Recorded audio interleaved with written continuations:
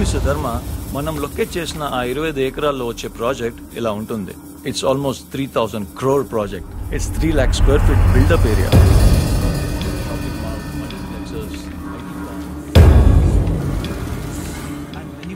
ఆ ఏరియా నుంచి కలవడానికి ఒకటి వచ్చాడన్నా.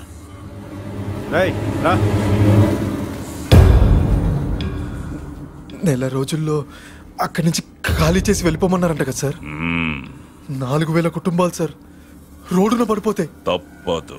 మీరు తలుచుకుంటే వేరే ఎక్కడైనా కుదరదు. మీరు చేసే తప్పు సార్. మా బతుకుల మీద కొట్టి మీరేం బాగుపడతారు?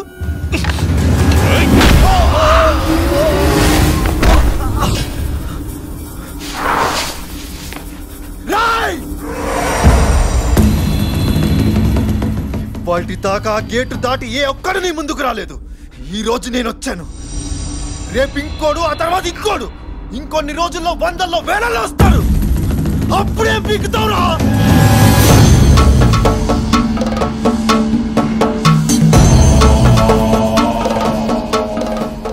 నువ్వు చెప్పింది నిజమేరా. ఒక గొంతు నా ఇంటికొచ్చి తిరిగెళ్ళిందంటే అక్కడ ఇంకో గొంతు లేస్తుంది. లేవకూడదు. రే బుక్కా,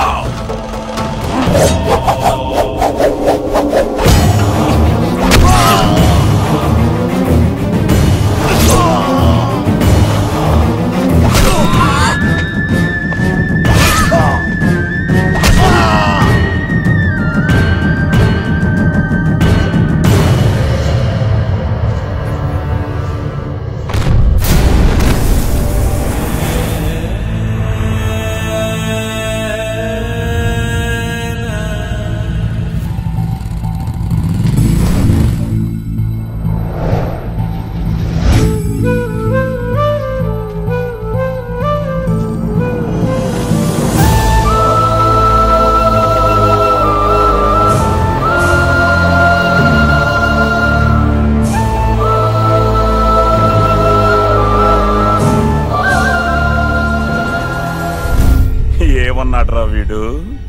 100 1000 వస్తారా? రమ్మను. ఆ గేటు దాటి ఏ ఒక్కడినైనా వచ్చి ఈ శవాన్ని తీసుకెళ్ళమను. చూద్దాం ఎవడొస్తాడు. చూసావా బాబు, దేనికైతే భయపడి నా కొడుకును కొట్టానో అదే నిజమైంది బాబు. వాళ్ళమ్మకి ఆఖరి చూపు కూడా లేకుండా పోయాడు. చూడయ్యేదాన్ని.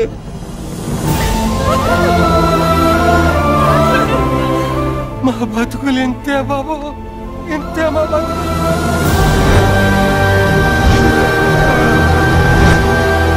వాడిల్లెక్కడా? రే చరణ్, బుద్ధురా, జరిగింది చాలురా. ధర్మారావు, వాడిల్లెక్కడా?